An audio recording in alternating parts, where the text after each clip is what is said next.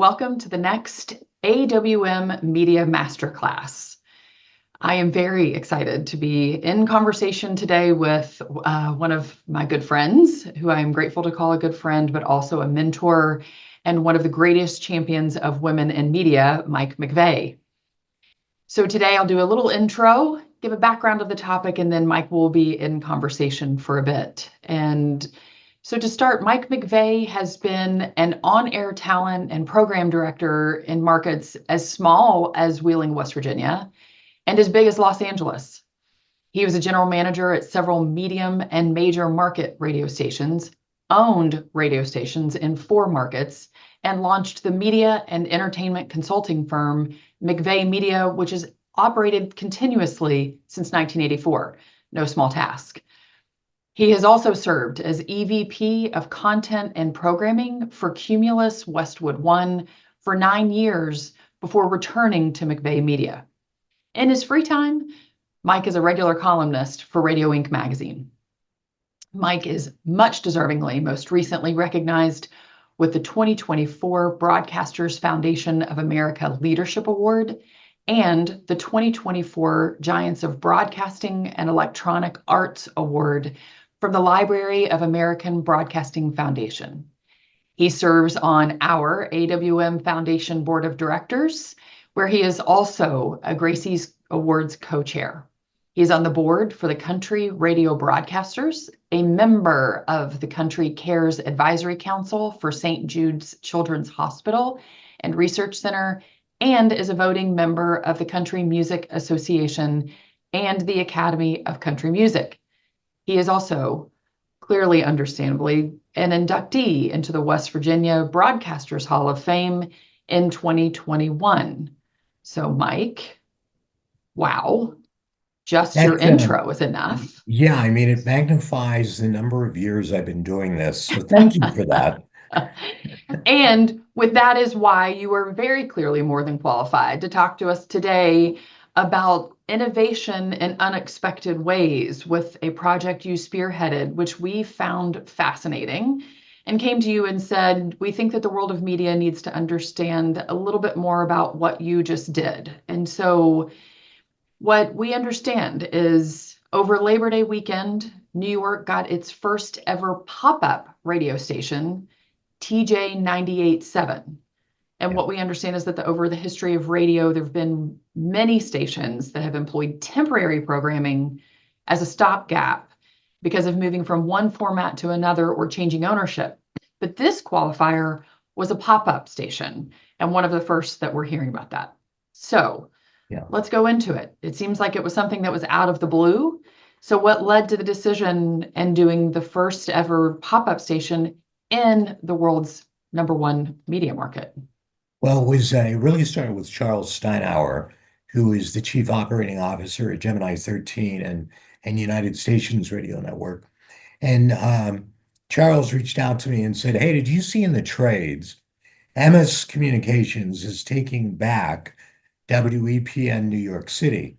That's a radio station that had been LMA'd by Good Karma Broadcasting, was 100% sports running the ESPN format.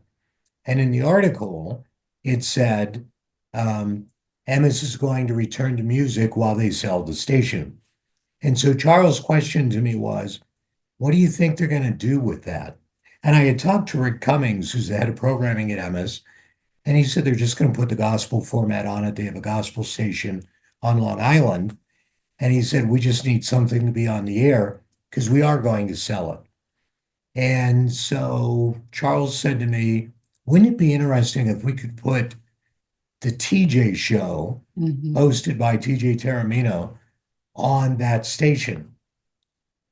And while most people would probably go, well, they're not going to do that, I said, let me call and ask them. And so I reached out to Rick Cummings, who pulled in the CEO, Jeff Smulyan, and they said to me, what do you want to do? And I said, I want to put a hot AC format on it. I want to put TJ on it. And our reason is we want to expose the TJ show to the world. We want everyone to hear the TJ show because the objective of Gemini 13 and United Stations is to get more affiliates. And the show has like 70 or more affiliates. It's close to 100 maybe right now. But New York City is the top of the pinnacle when it comes to media. And initially, they said, no, we really just want to sell it. And I think it could have been Rick Cummings, it could have been Jeff Smulyan, could have been Pat Walsh or any member of Emmis. But one of them said, you know what, let's do it. Let's LMA the station to them. And so I reached out to Charles and said, okay, we got it. Now we got to put a Now what? station on the air. And and we were literally about 9 days from Labor Day. But to be honest, it was about 5 days to really get it up and ready to go. And so that's where it started. And then it was pulling in the TJ show and the cast members of his program and explaining to them what we wanted to do. And there's a lot to putting a radio station on the air. I mean, um, sat down and kind of made a list, the old little legal tablet of, what do you need to get on the air? And the technology has changed so dramatically, really accelerated by the pandemic. The FCC has changed its rules in the last year that you no longer have to have a studio in your city of license. There was a time when if you owned a station in Manhattan, you had to have a studio there, but you don't have Yeah. to anymore. And so I am speaking to you from the room where I program this radio station. A company called Radio Cloud gave us the technology. We subscribed to them. They are the ones who technically gave me the power to have a studio right here on my laptop. There's a little box in the transmitter, which is on the top of the Empire State Building, that pushes everything out. TJ's show already being syndicated, we just picked up that feed to put on the air. But Radio Cloud allows you to localize the content. TJ is from New Jersey, right across the river from Manhattan. And so he's a local. So he's doing multiple times inside an hour of his show where he has local content. Um, we use Steve Kamer, who's a big voiceover guy. My daughter, Jay, who is a Gracie Award winner, Jay Kirshner. Um, I said to her, I need you to be the shadow voice on the imaging. And you know what? You need to do the midday show too, for free, because your father said so. And so she's great. She raised her hand and said, I'd love to do it. So in her case, she's a full-time volunteer on the program. And that's kind of it. We named it the pop-up station because in Manhattan, you see pop-up shops, pop-up concerts. These things just pop up. And it's been a lot of fun. And then it came to streaming, and we were able to get Live 365 to pick up the stream and run with that for us. And so it's been a total effort. And for me, Becky, I'm having so much fun because I get to play the role of program director, and Charles Steinauer is playing the role of general manager and sales manager. And so for us, this is better than a March of Dimes backyard carnival. I mean, we literally, it's one of those, let's put on a show. My father has a barn. So one of the things that you are talking about, and you said you went from, theoretically we hear 9 days, but to your point, was really 5. And you just rattled off a list of, I don't know how many people, and just those are the ones who had key roles. So I would love for you to share how do you go from strategic to tactical that quickly? And how do you make sure who is, you hear me say this a lot with our AWM board of directors, which is getting everyone to fly in formation. So Yeah. you're playing the role of, as you said, program director, and Steinbrenner is playing the role of GM and sales. Who is helping make sure it all flies in formation to make sure that you have all the right people in the right seats in that short of a window of time? How do you do that? Well, I think it's a leadership thing. I mean, I'm probably the guy that's pointing for the content Charles is the guy pointing for the licensing because you have to license, you know, ASCAP, BMI, CSAC, GMR, with the labels. Um, you have to carry a certain amount of public affairs. And so the clear lanes are he's admin and sales, and I'm content creation, programming, and assembly. But then it really is a team effort. TJ and his team, the two primary co-hosts with him are a woman named Jabo and Kenny. And by the way, TJ's daughter Charlie turns up on his radio show. She's a Gracie Award winner. Gracie Award winner, It one of our was youngest like, ever. Yeah. why, what is she, was she when she won? She For a was seven? podcast. Yeah, 7 years old, something like that. Yes. And and so all of these people collaborate. We do calls regularly, but it's really pretty clearly defined lanes. My daughter Jay's husband, Ryan Kirshner, is producing the imaging and putting it together for us. But TJ will reach out and say, hey, the Yankees are in the World Series. We're on the air in New York. We need to do these things or create these things. And so it really has been a total collaboration. And maybe I nudge a little bit or try to have a focus where we're going, but it's just a lot of great people with great ideas. Um, I'll give you an analogy. You mentioned, the West Virginia Radio Hall of Fame and me having programmed in Wheeling, West Virginia. When I lived in Wheeling, the apartment I was renting was about 2 blocks off the Ohio River. And so sometimes on a Saturday, I'd walk down and just sit on the riverbank and watch life go by. And, a young single guy, that's what I did. And one day a barge was a big tugboat pushes like a trail, 4 or 5 barges, and they dock along the side of the river. And the guy yells hi at me, and I yell hi, and I walk down and start talking to him. I always thought barges were chained together, and they're not. They just get out there and put them in the current and push them and hope they go the right direction. And that's kind of what it's like in leadership, right? You find where the Great current's analogy. going and line everybody up and push them and hope they go in the right direction. I And so love that. this was that. This was a lot of really smart people. Erica Farmer, who works at Gemini 13, raised her hand and she's doing promotion and marketing for us. And I think a big part of it, Becky, is it's fun. It's New Yeah. York City. This is what radio used to be like all the time when it was full of colorful characters who only owned 1 or 2 stations. Um, and so I've written articles about it for Radio Inc. that there's no reason why this can't be again. You just have to eliminate the distractions and understand what's really important to make the content great.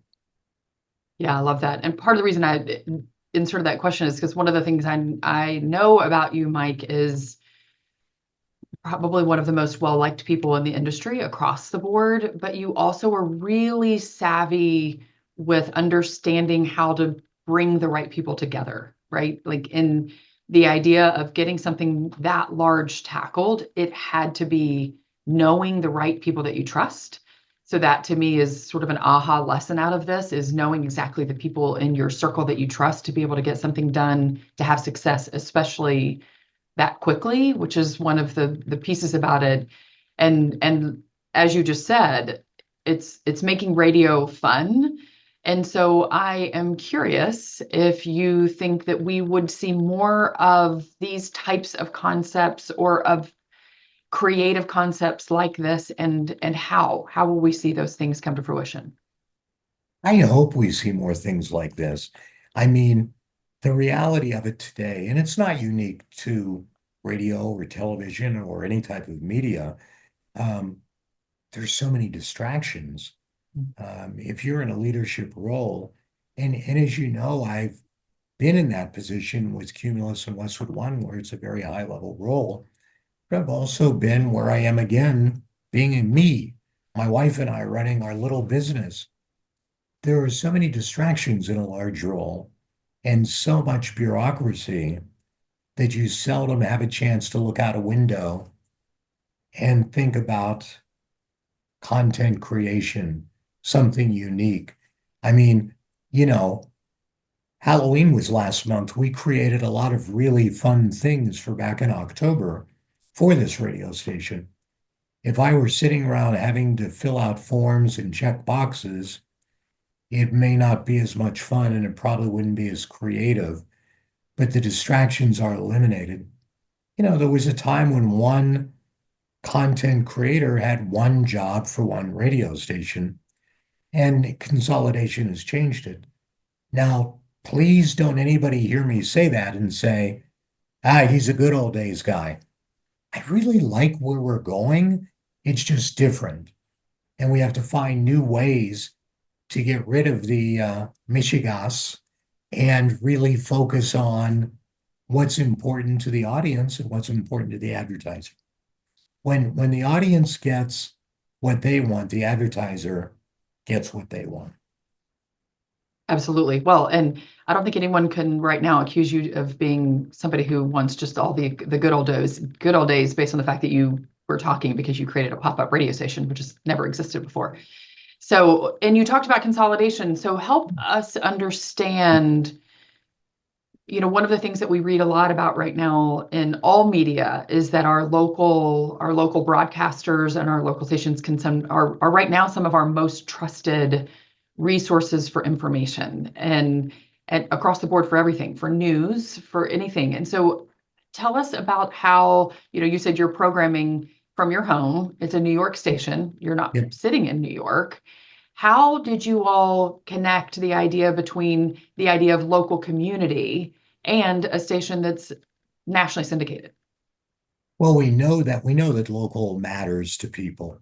And so there's an advantage when you are able to talk about something going on in a particular neighborhood. Um, because I consult radio stations in the largest and the smallest markets, and that diversity, the similarity is that people in those markets still have families, still care about their kids, care about, vacations.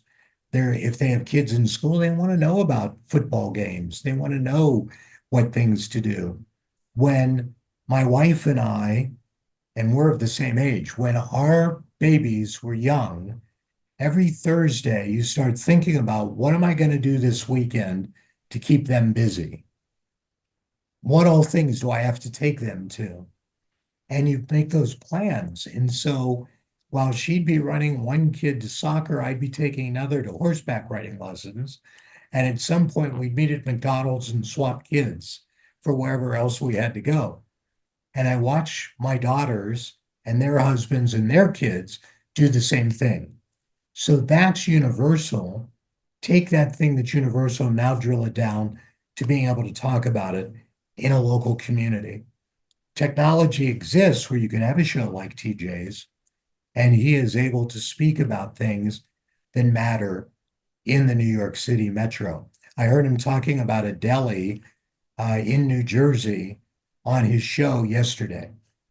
That local connectivity is important, not just because you're serving a community, but again, it makes you feel special.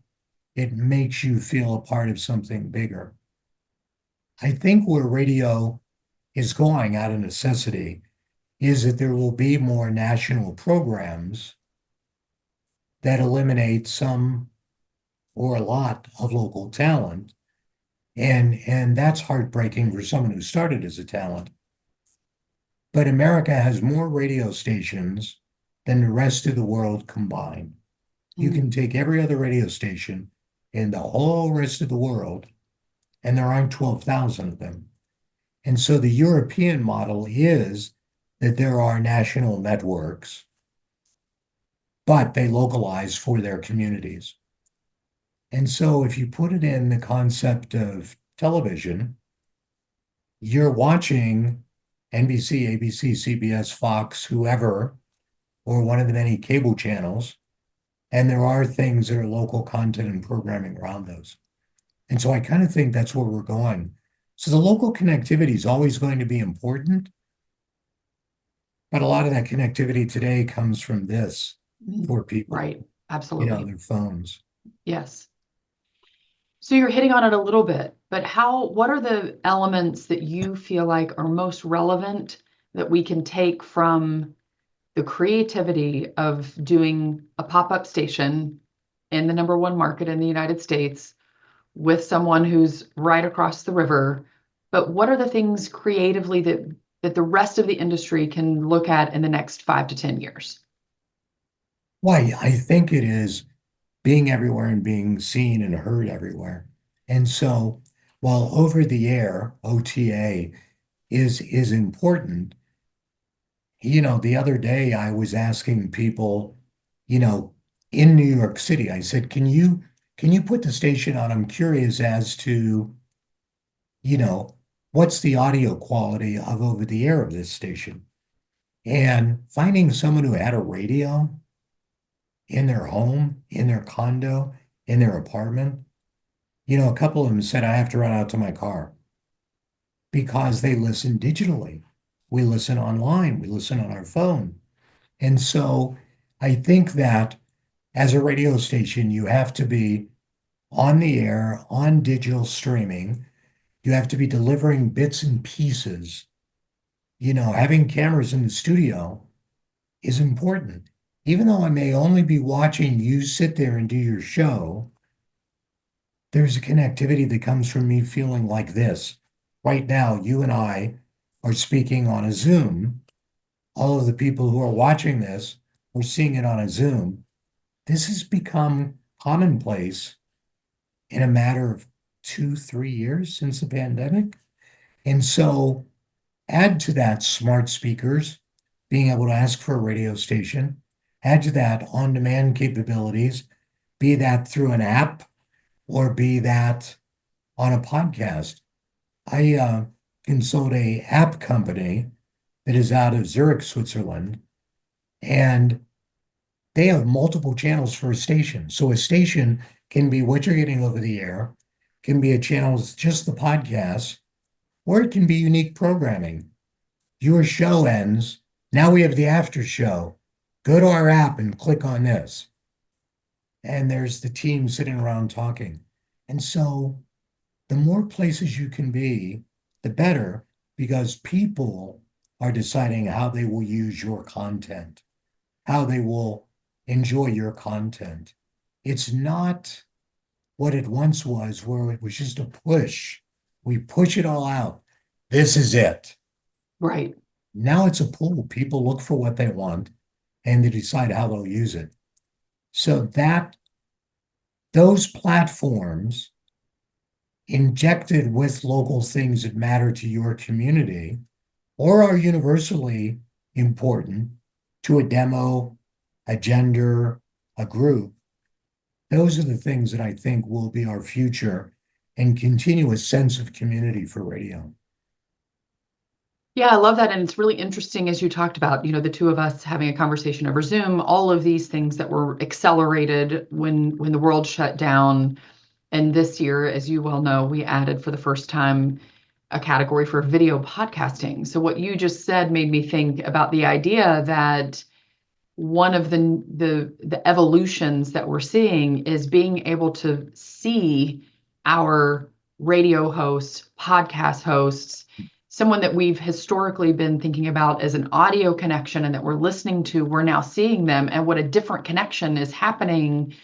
Because as you said, how many times have we watched Gracie Award entries now, and what they're sending us is video content for an audio entry, and it's because that's happening so much. So I love that you hit on that, and that might be part of what, in good news, helps radio evolve, because then you can watch it on your phone. You can experience our radio hosts in a variety of different ways, and it's not just what we hear, but we're connecting with them visually.